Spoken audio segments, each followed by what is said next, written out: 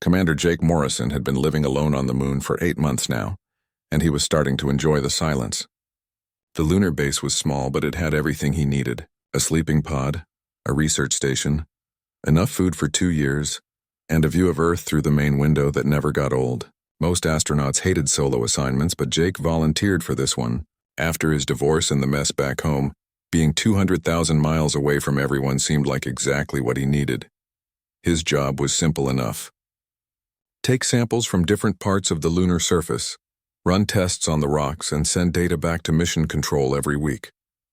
The Mars Colonial Authority wanted to know everything about the moon before they started building permanent colonies. Jake spent his days driving the rover across the gray landscape, drilling into rocks and watching the Earth spin slowly in the black sky above him. It was a Tuesday morning when everything changed. Jake was working in the Tycho crater region, an area that hadn't been explored much because it was far from the base. His scanner was picking up the usual readings until it wasn't. The screen showed something strange. There was an energy signature coming from beneath the surface. Not a strong one, but it was there, and it was regular like a heartbeat. Jake stopped the rover and checked the scanner again. The reading was still there. He had been doing this job for years, and he knew what moon rocks were supposed to look like on a scanner. This wasn't moon rocks. This was something else. Something that was generating power deep underground. He marked the location on his map and spent the next hour taking readings from different angles. The signature was coming from about 30 meters below the surface, and it covered a massive area. He called Mission Control, but the response time from Earth was always delayed. He would have to wait 20 minutes for them to receive his message and another 20 for their reply. Jake decided not to wait. He had the equipment to dig, and he had the authority to investigate anomalies. That was part of his job. He unpacked the drilling drones from the rover and programmed them to start excavating. The drones worked slowly and carefully. They scooped up the lunar dust and rock and piled it to the side. Jake watched from inside the rover, monitoring their progress on his screens. After 3 hours, they had cleared 5 meters. After 6 hours, 10 meters. The energy signature was getting stronger. Jake could see it on his scanner, pulsing more clearly now, like whatever was down there knew he was coming. He spent 3 full days at the site. He slept in the rover and ate freeze-dried meals and watched the drones dig deeper and deeper into the moon. Mission Control finally responded to his first message. They told him to proceed with caution and to document everything. They sounded excited. Jake was excited too, but he was also nervous. Nothing was supposed to be buried on the moon. Nothing except rocks and dust and ancient lava flows. On the 4th day, the drones hit something solid. Jake saw it happen on his screen. The drilling arm bounced off instead of cutting through. He put on his pressure suit and climbed out of the rover. The sun was low on the horizon, and it cast long shadows across the crater. Jake walked to the edge of the excavation pit and looked down. There was something black down there. Not moonrock black, but a different kind of black. The kind of black that seemed to absorb light instead of just blocking it. Jake climbed down into the pit using the ladder the drones had assembled. His boots touched the surface of whatever this thing was, and he knelt down to examine it. It was smooth like metal, but it didn't feel like metal. It was warm, even though everything on the moon was supposed to be freezing cold or boiling hot depending on the sun. This thing was exactly body temperature. Jake ran his gloved hand across the surface, and he saw patterns, geometric shapes carved or grown into the material. They formed lines that connected to each other in ways that hurt his eyes to follow. He stood up and looked around. The drones had only uncovered a small section, but Jake could see that this thing was huge. It extended in every direction beyond what he had excavated. He ordered the drones to expand the dig site, and they worked for another 2 days. By the time they finished, Jake was staring at something the size of 3 football fields, a massive structure buried beneath the lunar surface, a structure that was definitely not human. At the center of the structure there was a symbol. It stood out from all the other patterns. It was large and clear, and it looked like a warning. Jake didn't need to read alien languages to understand that this symbol meant danger. He took hundreds of photos and sent them all back to Earth. He sent video footage. He sent scanner readings. He sent everything he had. Mission Control went silent for 12 hours after receiving his data. Then they came back on the radio, and their voices sounded different, scared and excited and serious all at once. They told Jake to stay at the site and wait. They were sending a team. A big team. Scientists and military people and experts in things Jake had never heard of. They would arrive in 1 week. Jake spent that week examining the structure. He mapped every meter of it. He took samples from the edges, but his tools couldn't cut into it. He tried everything: diamond drills, laser cutters, plasma torches. Nothing worked. The material just absorbed everything he threw at it and remained perfectly intact. Whatever this thing was made of, it was stronger than anything humanity had ever created. At night, Jake would sit in his rover and stare at the structure through the window. Sometimes he thought he saw the patterns moving, but that was impossible. Sometimes he thought he heard a sound, but there was no air on the moon to carry sound. He was imagining things because he was alone and because he had just discovered something that would change everything. Humanity thought it knew about the universe. On the 7th day, Jake saw the ships coming down from orbit. 5 of them. They landed near his position, and people in fresh pressure suits climbed out. Jake recognized Dr. Lisa Chang from the mission briefings. She was famous for her work on theoretical alien life. Behind her came a man in a military suit with stars on his shoulders. General Paul Henderson. Behind him came a dozen more people carrying equipment and supplies. Lisa walked up to Jake, and even through her helmet visor, he could see that she was smiling. She said something, but it was drowned out by the noise of more ships landing nearby. The quiet life Jake had been living for 8 months was over. The whole world was about to learn that humans were not alone in the universe, and that something ancient and powerful had been sleeping beneath the moon, waiting to be found. Dr. Lisa Chang stood at the edge of the excavation site and felt her heart racing inside her chest. She had spent 20 years studying the possibility of alien life, and now she was looking at proof that it existed. The structure before her was impossibly large and impossibly old. Her mind was struggling to accept what her eyes were seeing. This was real. This was actually real. Jake Morrison led her down into the pit along with General Henderson and 3 other scientists. Their boots made small clouds of dust with each step. The lunar surface around the structure had been cleared away, and now the black material reflected nothing. It seemed to drink in the light from their helmet lamps. Lisa knelt down and placed her hand against the surface just like Jake had done a week ago. The material was warm. That was the first thing that surprised her. The second thing was that the pattern seemed to shift slightly under her touch. She pulled her hand back quickly and looked at Jake. He nodded. He had seen it too. The structure was responding to them somehow. It knew they were there. General Henderson was less interested in the scientific aspects. He wanted to know what the structure did and how they could control it. He had brought military equipment and engineers who specialized in breaking things open. Lisa argued with him for an hour while the rest of the team set up their base camp on the crater rim. She told him they needed to study it carefully before doing anything destructive. He told her that Earth's governments were demanding answers and they didn't have time for careful study. In the end, Henderson won the argument because he had the authority. Lisa and Jake were ordered to stand back while the military engineers set up their equipment. They were going to try cutting into the structure using a diamond-tipped drill. The same type of drill that Jake had already tried and failed with, but Henderson's people said their drill was more powerful. The drill lasted 15 seconds. The bit touched the surface of the structure and simply disintegrated. The entire diamond tip turned to dust and scattered across the lunar surface. The engineers stared at their equipment in disbelief. Henderson's face went red even through his helmet visor. He ordered them to try again with a different drill. The same thing happened. Lisa felt a small sense of satisfaction. She had told them this wouldn't work. The structure was protecting itself somehow. Whatever it was made of, it was far beyond human technology. She suggested they try a different approach. Study the patterns. Look for an entrance. Try to communicate with it. Henderson ignored her and ordered his people to bring out the laser cutter. The laser cutter was more successful. It took 4 hours, but they managed to burn a small hole through the outer layer of the structure. The hole was barely 10 centimeters wide, but it was enough to send a probe inside. Jake watched the monitor as the probe descended into the structure. The camera showed corridors and chambers that stretched into darkness. The walls were covered in more of those geometric patterns, and they seemed to pulse with a faint light. The probe went deeper and deeper. 100 meters, 200 meters, 300 meters. The structure was massive underground. It was like an entire city had been built beneath the lunar surface. Finally, the probe reached a large chamber at the center. The camera showed something that made everyone in the command center go silent. There was a sphere in the center of the chamber. It was huge, maybe 50 meters across, and it glowed with a deep blue light. The light pulsed in a steady rhythm like a heartbeat. Cables or tubes or something organic connected the sphere to the walls and ceiling. The probe's sensors were going crazy.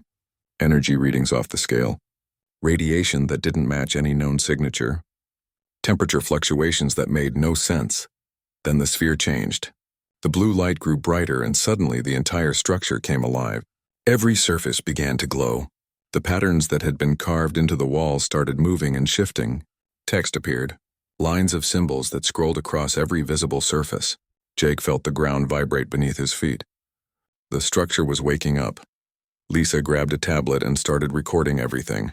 Her hands were shaking, but she forced herself to focus. The symbols were repeating in patterns. Mathematical patterns.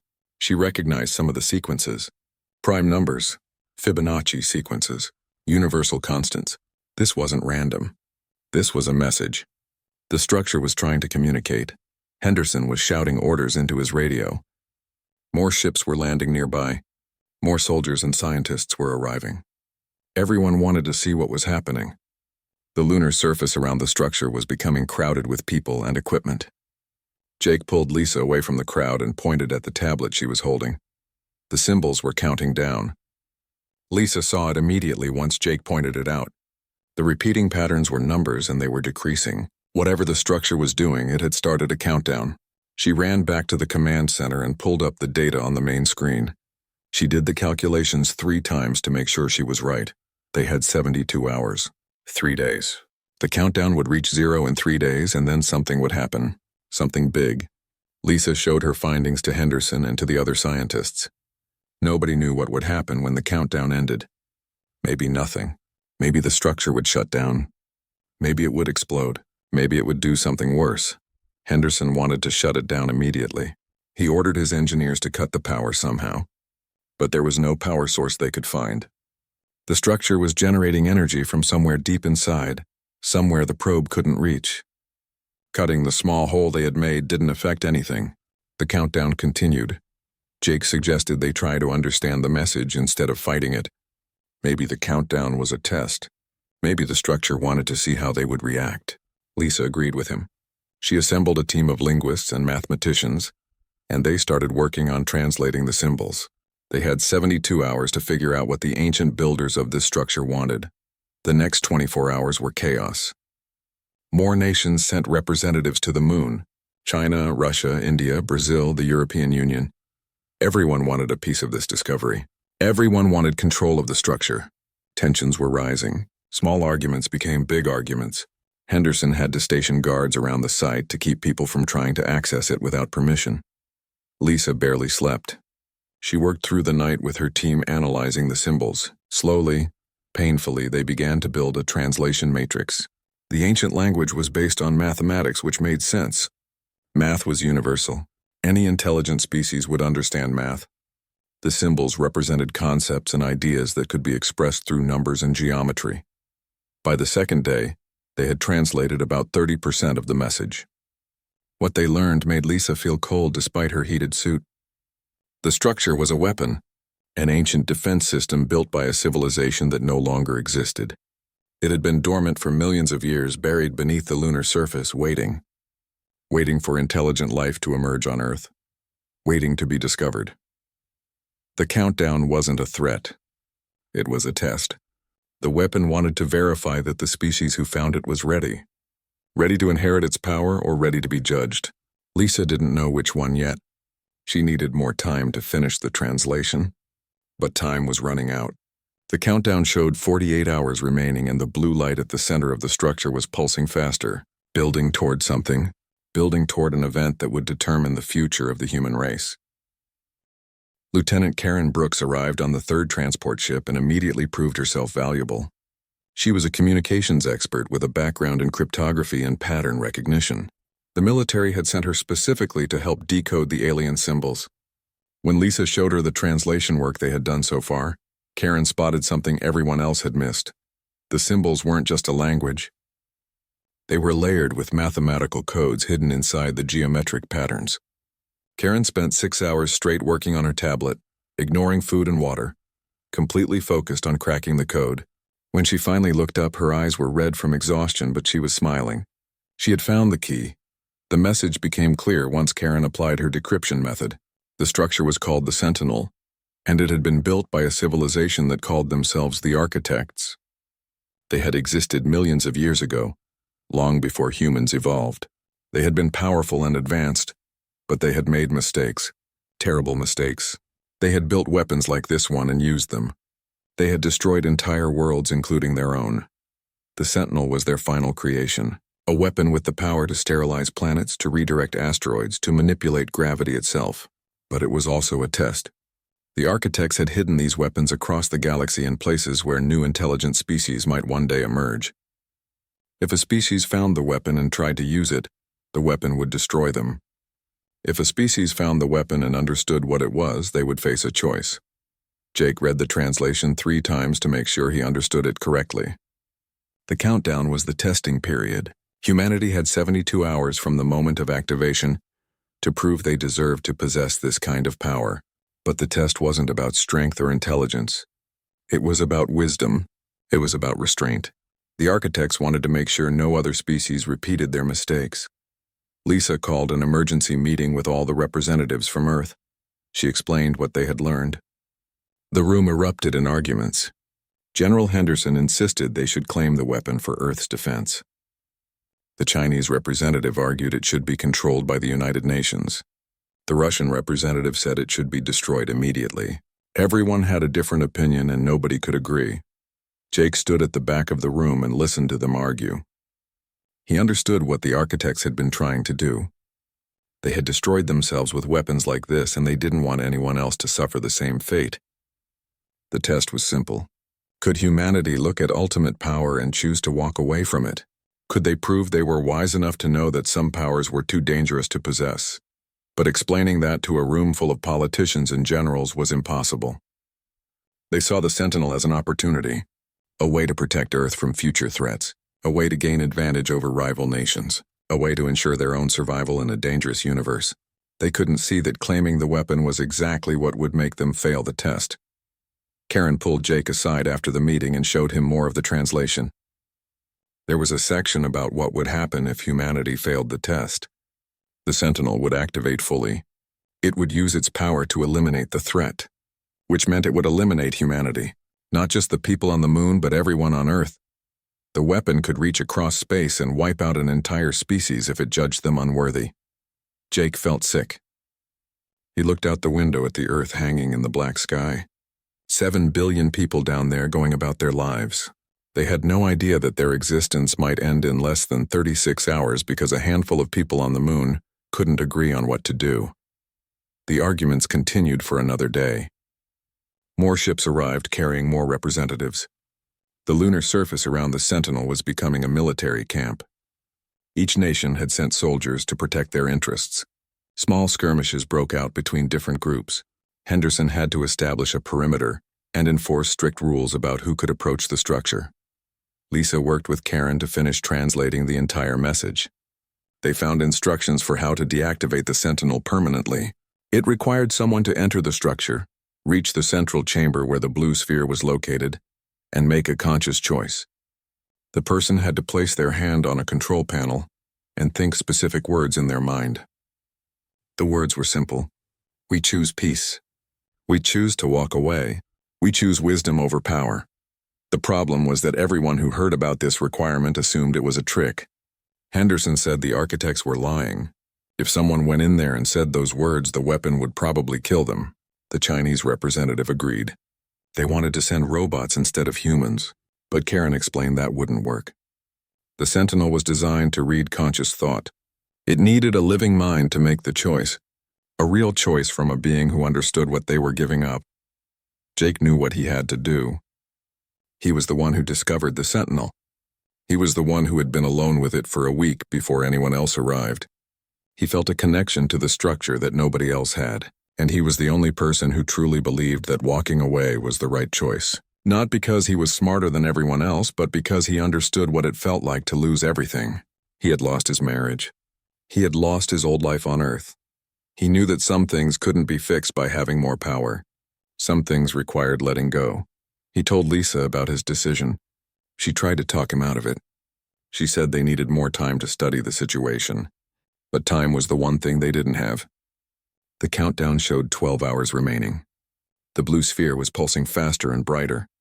The structure was preparing for something. If nobody made a choice soon, the Sentinel would make the choice for them. Henderson refused to let Jake enter the structure. He said it was too dangerous. He said they needed to keep studying the weapon. But Jake had access codes that Henderson didn't know about. He had been the site commander for 8 months. He had override authority for the excavation equipment. He waited until the middle of the lunar night when most people were sleeping. Then he suited up and walked to the structure alone. The hole that the laser cutter had made was still there. Jake squeezed through it and dropped into the corridor below.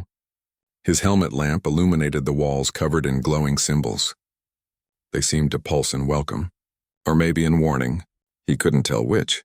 He followed the path the probe had taken, walking deeper into the structure. The corridors branched and twisted, but Jake had memorized the probe's route. He walked for 30 minutes, descending further underground. The air in his suit was recycling properly, but he felt like he couldn't breathe. His heart was pounding. His hands were sweating inside his gloves. He was terrified, but he kept walking. Finally, he reached the central chamber. The blue sphere dominated the space 50 meters across and pulsing with light. Cables or organic tubes connected it to every surface. The energy coming from it made Jake's sensors scream warnings. Radiation levels were dangerous, but not immediately lethal. He could survive here for a few minutes. At the base of the sphere, there was a platform. On the platform, there was a control panel. It was simple and elegant, covered in the same geometric patterns as everything else. Jake approached it slowly. He reached out with his gloved hand. The symbols on the panel began to glow brighter. The Sentinel was ready. It was waiting for him to make his choice, the choice that would determine whether humanity lived or died. Jake stood before the control panel and tried to calm his racing heart. The blue sphere pulsed above him, and he could feel its energy washing over his suit. His radio was filled with angry voices. Someone had discovered he was missing, and they had tracked his suit's signal into the structure. General Henderson was screaming orders. Lisa was begging him to wait. Karen was trying to explain something about the translation. Jake turned off his radio. He needed silence for this. He looked at the symbols on the control panel. They were the same patterns he had seen everywhere else in the structure, but now they seemed clearer, more focused. He understood without being told that this was the moment everything had been building toward. The countdown showed 4 hours remaining. The Sentinel had been patient, but its patience was ending. Jake thought about Earth. He thought about all the people down there who had no idea what was happening. His ex-wife was probably asleep in their old house. His brother was probably working the night shift at the hospital. Millions of people living their lives, fighting their small battles, loving and losing and trying their best. They deserved a chance to keep living, even if they never knew how close they came to extinction. He thought about the architects, a civilization so advanced they could build weapons that lasted millions of years. But all their advancement hadn't saved them. They had destroyed themselves because they couldn't resist using the power they created. Jake wondered if they had people like Henderson among them. People who saw every problem as something that could be solved with more force, more control, more power. The voices on his radio were getting more frantic even though he had turned the volume to 0. He could see the notification lights blinking on his helmet display. They were trying every channel to reach him. Henderson was probably organizing a team to come in after him. But Jake knew they wouldn't arrive in time. This decision was his alone. He removed his right glove. The air in the chamber wasn't breathable, but it wouldn't kill him instantly. He had maybe 2 minutes before the lack of oxygen became a serious problem. His hand looked small and fragile in the blue light, human skin and bone against technology that had existed for millions of years. He placed his palm flat against the control panel. The symbols beneath his hand flared bright, and Jake felt something enter his mind. It wasn't painful, but it was overwhelming. Images flooded his consciousness. He saw the architects as they had been, tall beings with 4 arms and skin that shimmered like oil on water. He saw their cities spanning entire planets. He saw their ships moving between stars. He saw their pride and their ambition and their certainty that they were the greatest civilization the galaxy had ever known. Then he saw their wars. At first they fought with conventional weapons, then with nuclear fire. then with weapons that could crack planets, then with weapons that could extinguish stars. Each escalation seemed necessary at the time. Each new weapon was built to end the war quickly, to save lives in the long run, to protect their people from enemies who would show no mercy. But the enemies had the same weapons, the same logic, the same determination to win at any cost. The wars spread across hundreds of star systems. Billions died, then trillions. Entire planets were rendered lifeless. The architects watched their civilization crumble, and still they couldn't stop. Still they built bigger weapons. Still they believed that ultimate power would bring ultimate victory. In the end, there was no victory, only extinction. The last of the architects gathered their remaining resources and built the Sentinels, not as weapons of war but as warnings. They seeded them across the galaxy in places where new intelligent life might someday emerge. A final gift and a final plea. Don't make our mistakes. Don't let power corrupt you. Choose wisdom over strength. Jake understood now. The test wasn't about whether humanity was strong enough to control the Sentinel. It was about whether humanity was wise enough to refuse it. The architects were asking one simple question across millions of years. Have you learned what we failed to learn? Can you look at ultimate power and say no? He focused his thoughts. The words came easily because they were true. We choose peace. We choose to walk away. We choose wisdom over power. He repeated them in his mind, making sure each word was clear and genuine. This wasn't just about saying the right thing. The Sentinel could read his intentions. It would know if he was lying. It would know if humanity truly meant these words or if they were just trying to trick an ancient machine. The blue sphere responded immediately. The pulsing light slowed and changed color. From deep blue to soft green, the symbols all around the chamber began to fade. The countdown stopped at 3 hours and 15 minutes and then disappeared entirely. Jake felt the presence in his mind withdraw gently, like a hand letting go. New symbols appeared on the control panel. Different ones, softer and more welcoming. Jake didn't understand them all, but he got the general meaning. The test was over. Humanity had passed. The weapon was deactivating, but something else was activating. Something the architects had hidden inside the Sentinel for species who made the right choice. The walls of the chamber began to change. The black material became transparent like crystal. Behind it, Jake could see data, massive amounts of information stored in patterns of light. He realized he was looking at a library. The architects had left behind everything they knew. Not their weapons, but their knowledge. Medicine and energy and agriculture and navigation. All the peaceful technologies they had developed before war consumed them. Jake put his glove back on and turned his radio back on. The voices exploded in his ear, but he ignored them. He walked back through the corridors toward the exit. The structure felt different now. Warmer somehow. Less threatening. The symbols on the walls were still glowing, but now they looked like welcome signs instead of warnings. When he climbed out through the hole, he found himself surrounded by soldiers. Henderson was there with his weapon drawn. Lisa was there with tears in her eyes. Karen was there with her tablet recording everything. Dozens of others stood in a circle around the entrance. They had all watched through the probe cameras. They had all seen what happened in the central chamber. Henderson lowered his weapon slowly. He looked confused and angry and maybe a little bit relieved.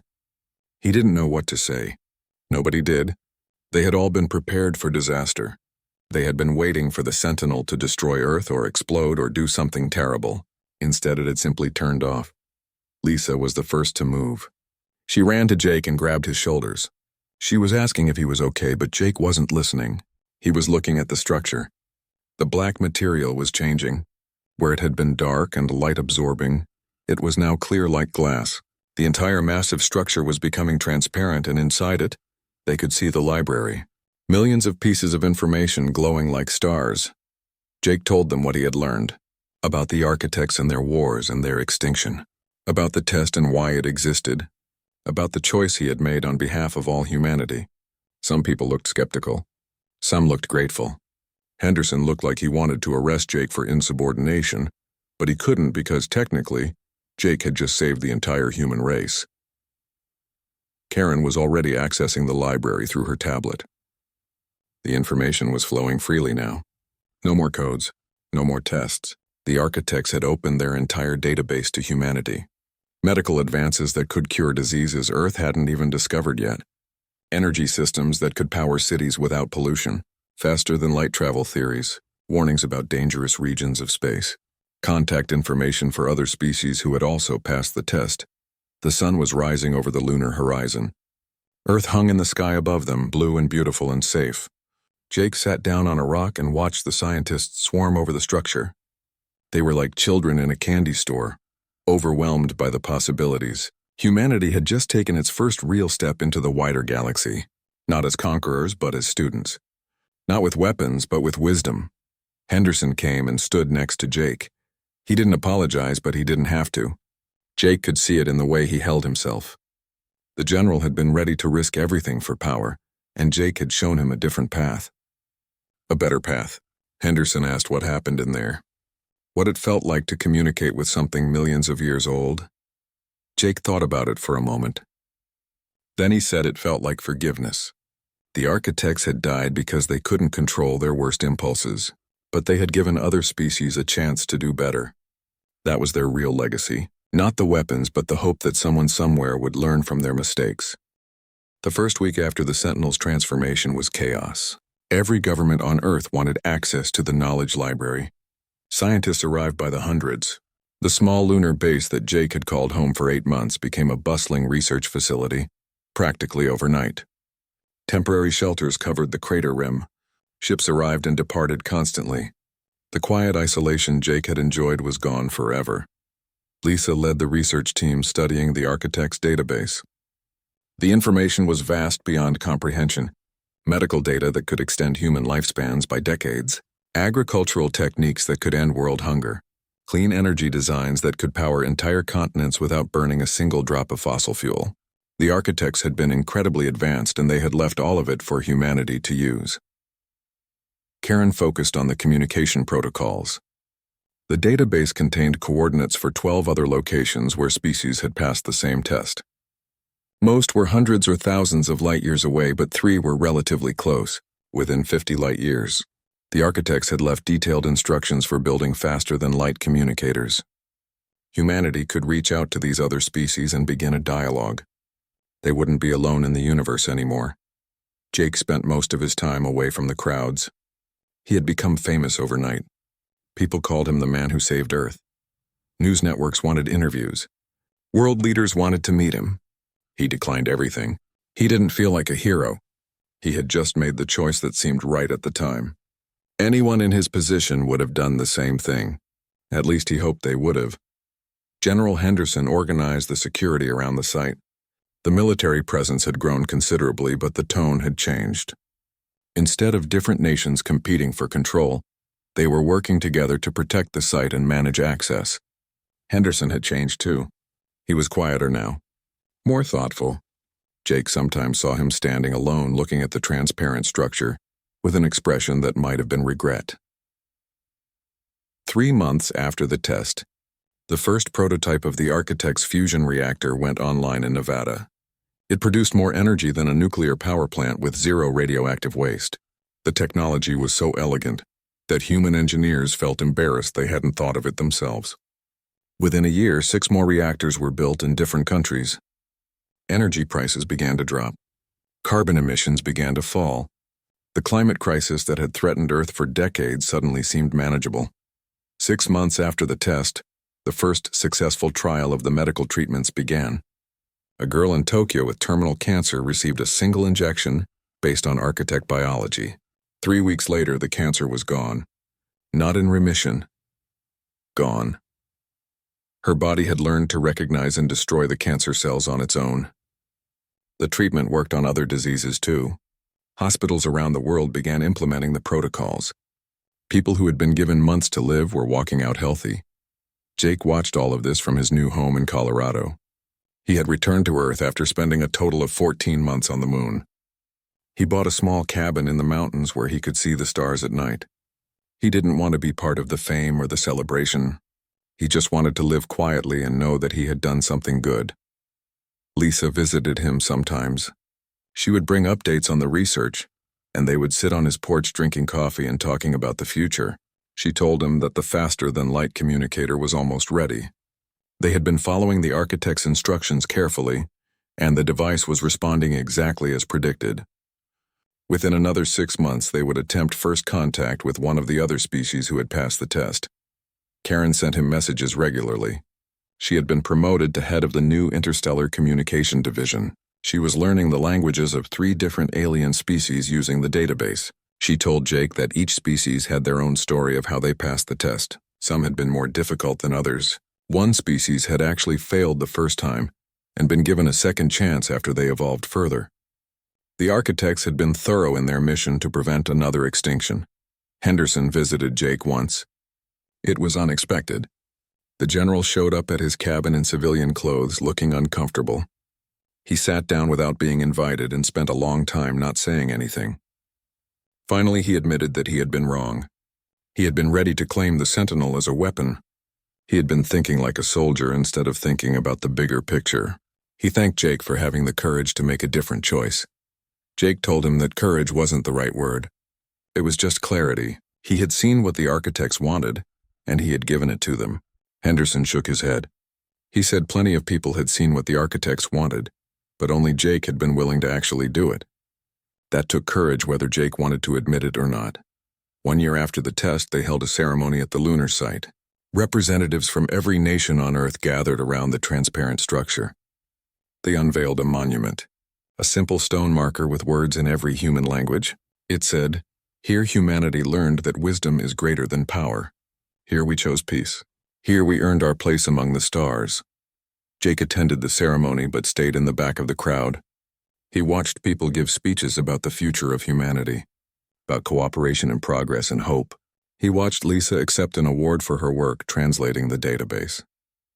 He watched Karen demonstrate the communicator for the assembled dignitaries. He felt proud of them all. After the ceremony, Jake walked alone to the edge of the crater. He looked down at the structure that had changed everything. It no longer glowed blue. The crystal surface reflected the Earth hanging in the black sky above. Inside, he could see the information still flowing, still available to anyone who wanted to learn. He thought about the architects. He wondered what they would think if they could see humanity now. Would they be proud? Would they be surprised? Would they feel like their sacrifice had meaning? Jake hoped they would. He hoped that somewhere in the vast database there was a record of their individual lives, their hopes and dreams, their families and friends. They deserved to be remembered as more than just a cautionary tale. Lisa found him standing there. She didn't say anything at first. She just stood next to him looking at the structure. Finally, she asked him what he was thinking about. Jake told her he was thinking about second chances, how the architects had given humanity a second chance by building the Sentinels, how humanity had almost thrown it away, how lucky they were that things had worked out. Lisa said it wasn't luck. It was choice. Every species that passed the test made a conscious decision to be better than their worst impulses. That was what the architects had been testing for. Not intelligence or strength, but the ability to choose wisdom even when power was within reach. Humanity had proven they had that ability. Now they just had to keep proving it every day. 2 years after the test, the first faster-than-light message was sent to the nearest species who had passed. It was simple. A greeting in mathematics that any intelligent species would understand. Then they waited. The response would take weeks even with the new technology, but it would come. Humanity would make contact with another civilization. They would begin building relationships across the stars. Jake was working in his garden when he heard the news. The response had arrived. Another species calling themselves the Talkar had replied with their own greeting. They were excited to meet humanity. They offered to share more knowledge. They invited human ambassadors to visit their homeworld. The galaxy was opening up. Jake put down his tools and walked inside to watch the news coverage. He saw Lisa on screen explaining what the message meant. He saw Karen demonstrating how the translation worked. He saw world leaders talking about sending the first diplomatic mission. Everyone was celebrating. Everyone was looking forward to the future. Jake smiled. He had made the right choice. Not just for himself, but for everyone. The architects had tested humanity, and humanity had passed. Now they had a future among the stars, not as conquerors, but as friends. Not with weapons, but with wisdom. It was everything the architects had hoped for. Everything they had died trying to prevent their own species from losing. That night, Jake went outside and looked up at the moon. He could just barely see the Tycho crater with his telescope. The structure was too small to see from Earth, but he knew it was there. A reminder, a warning, a gift. He thought about the day he had found it. How it had seemed like just another anomaly, another strange reading on his scanner. He had no idea it would change everything, but that was how the biggest moments in life always happened. Quietly, without warning. One person making one choice that rippled out and changed the world. Jake had been that person. He had stood in front of ultimate power and walked away. And in doing so, he had given humanity something far more valuable than any weapon. He had given them hope.